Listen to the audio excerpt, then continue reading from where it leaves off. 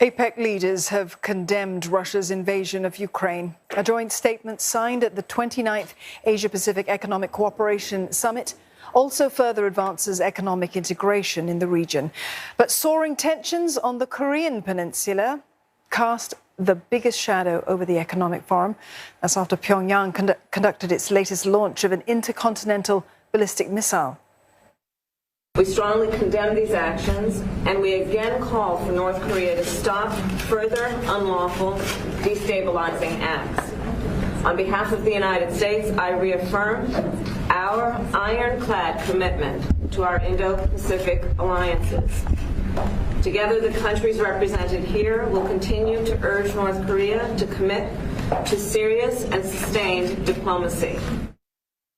北朝鮮は今年に入ってからだけでも50発以上の弾道ミサイルを発射しています。これまでにない高い頻度の発射を繰り返しており、今回の発射も断じて容認することはできません。Japan says the missile landed in its waters and that the weapon was capable of striking the US mainland. It marks North Korea's second major weapons test this month. And concerns have been mounting that the country may be preparing to launch its seventh nuclear test soon. Saksith Sayasombat joins us live now from Bangkok for more on this. Saksith, North Korea's latest missile firing, it's stealing the attention at that APEC summit, but leaders were still able to forge consensus on some key issues? Yes, until earlier this evening, you might have been forgotten not to think that this is actually about APEC, but actually just a few moments before we came on air, the Thai Ministry of Foreign Affairs has announced that there is actually indeed a joint ministerial statement. Why is this a big deal? Because previously in all the APEC meetings that we had under Thai presidency this year, they failed to agree on anything. They failed to come up with the joint communiques, mainly because of Russia's war against Ukraine. But at the very least, they came up with a ministerial meeting now in the final stretch. And let me quote on there. It actually says most members strongly condemned the war in Ukraine and stressed it's causing immense human suffering and exacerbating existing fragilities in the global economy, end quote. But they're also acknowledging is that there were other views and different assessments of the situation and sanctions. Now, some of you this sounds familiar. This is very much in the same vein as the statement that we heard at the G20 summit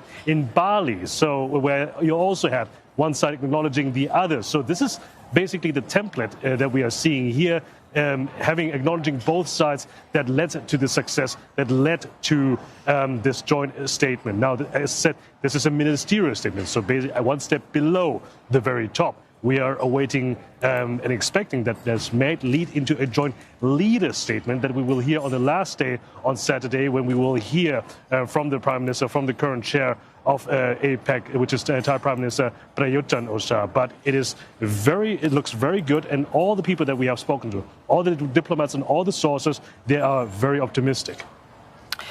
Saksith, outside the summit, we've heard of clashes between demonstrators and police. Can you tell us what these activists are protesting about at the summit? Yes, this is the other side of the APEC summit. Thai anti-government protesters have been taking to the streets on this day and the day before, not necessarily protesting against APEC itself, but against the government of Prime Minister Prayut Chan-o-cha, as they have done so for the past 2 years. Youth-led anti-government protests, pro-democracy protests have come out in great numbers at that time to demand the resignation of Prime Minister Prayut Chan-o-cha. But because of legal issues, because of the state has thrown the kitchen sink, has thrown the legal book against them, charging them for lèse majesté, because many of them have been also demanding changes to the monarchy that is seen as sacrosanct by the official state. So that's why the numbers have dwindled, leading to this day where just a few hundred people have attempted to march onto the summit venue here in Bangkok, but it's very far away. They didn't even get 100 meters wide until the police have stopped them in their tracks. And then we have seen a police crackdown of them, using rubber bullets and using tear gas of them. According to our information, at least 5 people have been injured. Members of the media have also been attacked. So we are seeing that they are going to, this might rile up more tensions there going on, especially with the general elections just around the corner. Saksith, thank you for that update. Saksith Sayasombat, they're reporting live for us from Bangkok. Given the uncertain global economic outlook fueled by heightened geopolitical tensions, it's all the more important Asia-Pacific Economic Cooperation, or APEC, members step up efforts to ensure trade flows become more open and freer. Singapore Prime Minister Lee Hsien Loong made these remarks at the start of the 29th APEC Economic Leaders Meeting in Bangkok.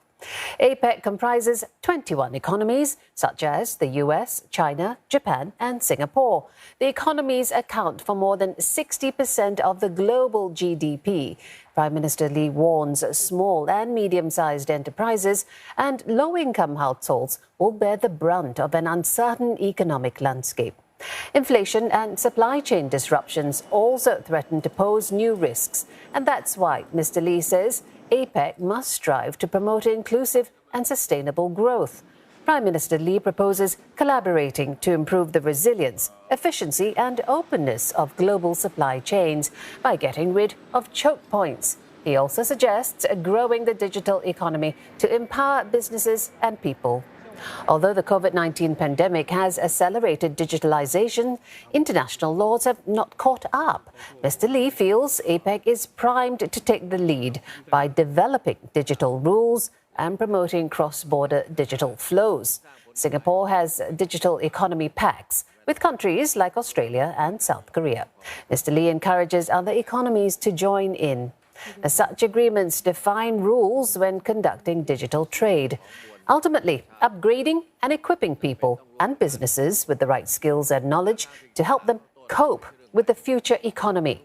Singapore, Mr. Lee shares, is also helping local SMEs adopt digital transformations by seconding researchers to the firms to shore up innovation capabilities. They'll then be able to benefit from the economic growth.